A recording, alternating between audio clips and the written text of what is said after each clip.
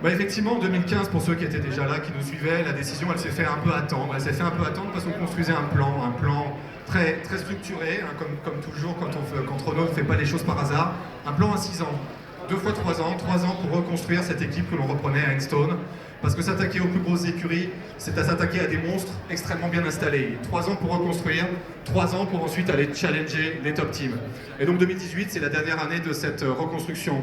Aujourd'hui, où est-ce qu'on en est? De manière assez simple, Renault F1 en 2017, ça a été l'écurie qui a connu la plus forte croissance et l'écurie qui a connu la plus grosse progression en piste. Alors concrètement, comment ça se mesure, croissance et progression? Alors cette croissance, on la mesure, je vais pas faire trop long, je ne vais pas faire une présentation pour un comité exécutif, mais cette croissance, ça se mesure déjà par des effectifs. L'équipe, c'est beaucoup de gens, beaucoup d'hommes et de femmes qui se donnent tous les jours, beaucoup, pour aller se battre contre les meilleurs. C'est 1200 personnes aujourd'hui qui travaillent au sein de Renault Sport Racing entre la France et l'Angleterre. On a grossi beaucoup, on va continuer de grossir encore. On vise 1300 personnes à la fin de cette année. Ça représentera une croissance de 50% entre 2016 et 2018. Pour référence, pour ceux qui peut-être parmi vous ne connaissent pas bien la Formule 1, les plus grosses équipes, c'est 1600 personnes. 1600 personnes pour concevoir, fabriquer et engager 2 monoplaces au cours d'une saison très longue, 21 courses cette année. C'est ce qu'il faut pour se mesurer. Mais il n'y a pas que ça. Il y a également la croissance de nos partenaires. On a doublé le nombre de partenaires depuis que l'on a repris. Des partenaires qui nous ont cru depuis le début, qui nous ont accompagnés, qui ont cru au projet, que le projet a séduit et qui continue de séduire, qui nous accompagnent pour la liaison avec l'équipe de Formule 1, les opportunités marketing, la Formule 1 qui est en train de beaucoup changer, et on va en parler, mais également le groupe Renault qui fait partie de la plus grosse alliance. Finalement, on est associé au plus grand constructeur automobile en Formule 1 et ça crée des opportunités extraordinaires pour nos partenaires. Il n'y a pas que ça. La F1, ça se fait pour des fans, avant tout pour le public. Et pareil, les fans, on en mesure la croissance. On a plus de multiplié par 2 le nombre de fans sur les réseaux sociaux. On est très actif sur notre activation et sur la façon d'engager, de dialoguer avec ces fans au quotidien. Je crois qu'on a des réseaux sociaux préférés, un des fils Twitter préférés de toutes les équipes de Formule 1. 5 millions de personnes qui nous suivent. On a été la première équipe à se lancer en Chine sur le réseau social Weibo. Ce qui on croit en cette évolution de la Formule 1. Et ça paye puisque la progression en piste, elle est mesurable, elle a été mesurée. On a été l'écurie qui a vu la plus grosse progression en matière de compétitivité en 2017. C'est pas moi qui le dis, c'est pas mes chiffres, c'est des chiffres pris sur des sites internet indépendants. Plus de 3 secondes d'amélioration en 2017, c'est 1 seconde de mieux que les meilleures écuries. Évidemment, on part de plus loin, mais ça montre qu'on se rapproche d'elle. Merci Cyril, des chiffres impressionnants,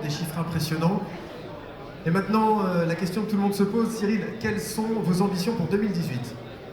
2018, c'est de continuer d'une certaine façon de reprendre là où on a arrêté à Abu Dhabi. Abu Dhabi, course extraordinaire où on a réussi à décrocher la 6e place quasiment sur les derniers tours. Donc on veut poursuivre et finir cette croissance. On doit arriver à maturité. 2019 doit être la première voiture vraiment de la maturité complète de cette équipe. On veut poursuivre notre progression. On ne donne pas d'objectif au championnat constructeur, mais on doit progresser en points, en compétitivité, en exécution et en maîtrise de tout ce que l'on fait. Mais c'est pas tout.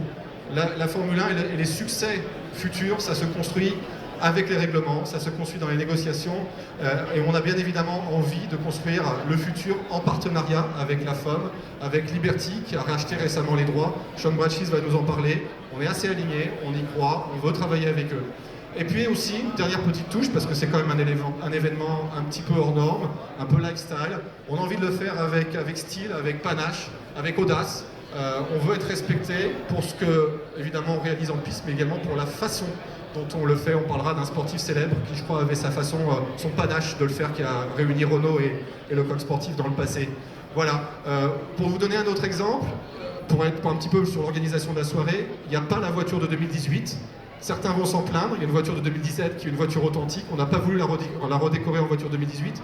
En revanche, la voiture 2018, vous pouvez la découvrir en réalité augmentée, en partenariat avec Microsoft. C'est ce genre d'action, c'est peut-être un petit clin d'œil, mais qui montre les façons un petit peu différentes, un peu décalées qu'on a envie de faire les choses. Merci Cyril, le fond et la forme. Donc alors justement, dans quelques instants, on va avoir une des personnalités majeures de la Formule 1, puisqu'elle en définit le fonctionnement, Sean Bradchis. Quel message avez-vous voulez-vous lui faire passer, Cyril ?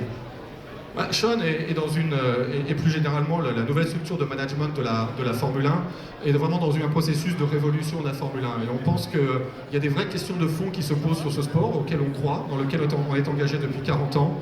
Et on encourage vraiment Sean Botches et toute son équipe à vraiment exécuter cette vision qui est très claire, cette équipe managériale qui est très claire.